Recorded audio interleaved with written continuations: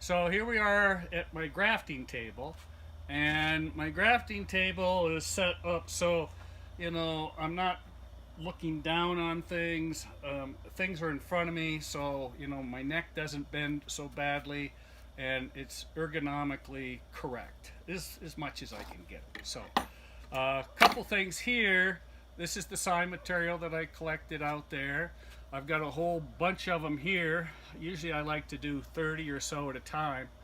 And what I do is I put the biggest, I sort them. I put the biggest to the smallest.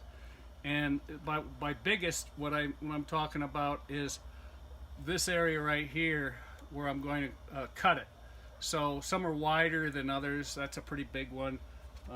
This is a little smaller one. You can sort of see. And so good carpentry is very important with a side veneer graft. And basically what I'm doing is I'm going to take this piece, which is again the top of the graft, or the graft, that the piece of the plant that I really want to grow, and then I'm going to put it on a seedling rootstock. And I'm going to take and cut this and cut that and unite them with a rubber band.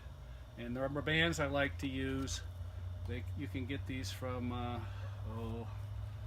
knew I'd forget the name of the place. Anyway, it's a 3/16 by 5-inch band. This is a grafting band. So,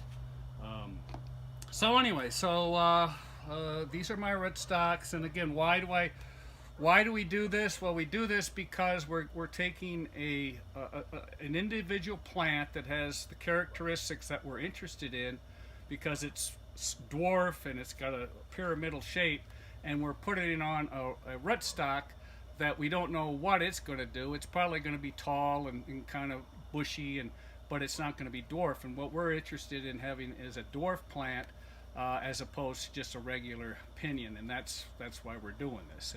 And regular pinion pines will get to 25 feet, and they can be really nice, or they can be kind of leggy. It just kind of depends on it. But anyway, so here's my rootstock, and this is a 3-year-old plant. And again, I'm going to expose the base of the plant. I cut off a few branches there, and where I'm really looking to do the action is right down here. This right in here. This is where I'm going to make my cut to attach this piece to it. Again, this is a side veneer graft. Okay, so the first thing we do. Oh, and I like to use utility knives when I do my grafting, and it's a lot easier than these grafting knives, at least for me. I like the big handle. I like the blade that I can change out and put a new blade in there when I need one. What I like are these .018 thick blades. They're a lot thinner than the regular utility knife blade, and they're easier to control, and they make a better cut than I think the other one's .25 or something like that. Anyway, so that's the blade I like to use. And I like to clean all this stuff with isopropyl alcohol, and that cleans off the blade when you get too much sap worked up on it, and it also can clean your hands and things like that.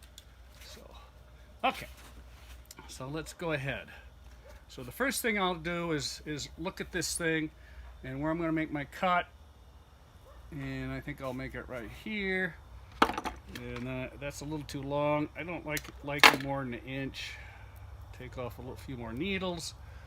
Okay, so, and this is 2-year-old wood right here, as opposed to 1-year-old wood. That's 1-year-old wood. I could also just take all these off and just use this 1-year-old wood, but then I don't have as many buds. With this thing, I got already some branching, and this is going to make a plant quicker, a saleable plant quicker than that would, just by itself. So, you get a little bit of extra branching down at the bottom. Okay, so 2 cuts. Usually, if you're pretty good, you can make 2 cuts. The first cut is a fairly flat cut. You don't want to have too much angle to it, sort of a straight down cut.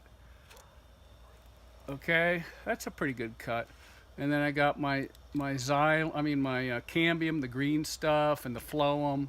The cambium's one cell thick. The phloem's on the outside, and the xylem, or the wood, is in the inside. And that's pretty good cut there, or exposure. Okay, and then so that's the front, and then the back I want more of a anvil, or more of a slant cut to it.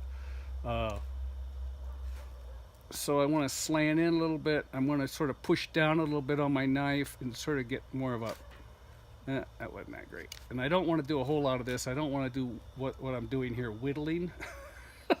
You don't want to whittle. Okay, so that's not too bad. It's not completely symmetrical, but you know, that'll work. So I want to cut off a little bit of this just to okay, so that's pretty good. I've got quite a bit of the cambium on both sides, and the phloem and all that kind of stuff. Okay, so then, you know, you put your sign aside, put it down, and you might make sure that doesn't get in the dirt or get too dirty. And now you make your other cut on your rootstock. And this is a little difficult because sometimes you got, like, that's an old stem that I cut off, and that wood is a little bit more difficult sometimes to cut through. But